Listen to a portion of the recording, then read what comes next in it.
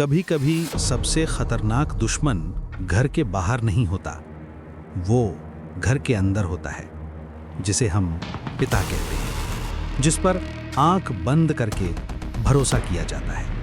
This video is for educational and informational purposes only, based on public reports and research. We do not support or promote violence or illegal activities. Viewers' discretion is advised. Uttar Pradesh के फिरोजाबाद में एक ऐसा ही भरोसा खून में बदल गया।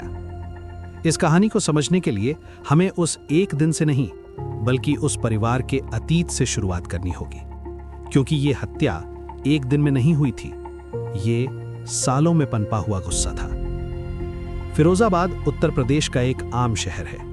सुबह मजदूर, दोपहर बाजार और शाम को लोग अपने घर लौटते हैं।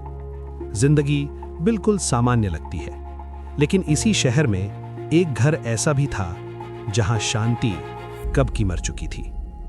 पिता की उम्र करीब 48 साल थी। पूरी जिंदगी संघर्ष में गुजरी थी। गरीबी देखी, अपमान सहा और परिवार की जिम्मेदारियां उठाईं। वो मानता था कि वही सही है। उसके लिए सम्मान सबसे बड़ी चीज थी। बेटा सिर्फ 12 साल का था, 5वीं छठी कक्षा में पढ़ने वाला एक मासूम बच्चा। उसकी दुनिया अब भी स्कूल, दोस्त और घर तक ही सीमित थी, लेकिन कभी-कभी वो सवाल कर बैठता था और यही बात पिता को चुभ जाती थी। माँ घर को जोड़कर रखने की कोशिश करती थी, हर झगड़े के बाद वही समझाती थी, लेकिन धीरे-धीरे उसकी बातें बेअसर होती चली गईं। पड़ोसियों के मुताबिक करीब 1 साल पहले घर में पहला बड़ा झगड़ा हुआ था। किसी छोटी सी बात पर पिता ने बच्चे को कड़ी डांट लगाई। आवाजें ऊंची हुईं और बात हिंसा तक पहुंच गई। उस दिन के बाद घर का माहौल पूरी तरह बदल गया। इसके बाद हर छोटी बात बड़े झगड़े में बदलने लगी। कभी डांट, कभी मार, कभी धमकी, लेकिन किसी ने बाहर कुछ नहीं कहा, क्योंकि सबको लगा कि ये घर का मामला है।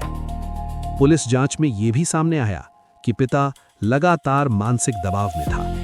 काम की परेशानी, पैसे की तंगी और गुस्से पर नियंत्रण की कमी, ये सब उसके अंदर जहर बन चुका था।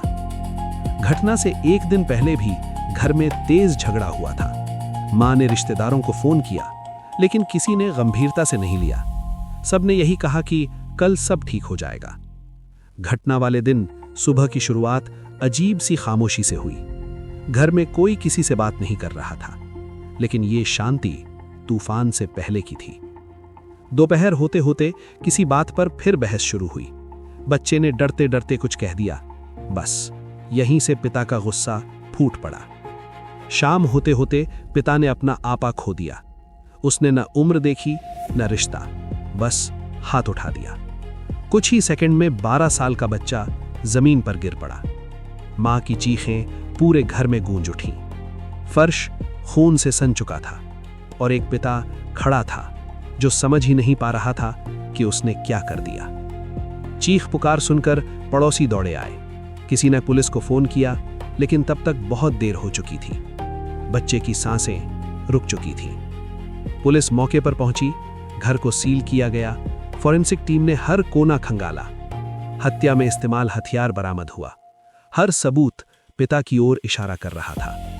थाने में पूछताछ के दौरान पिता टूट चुका था। वो बार बार एक ही बात कह रहा था। गुस्सा आ गया था।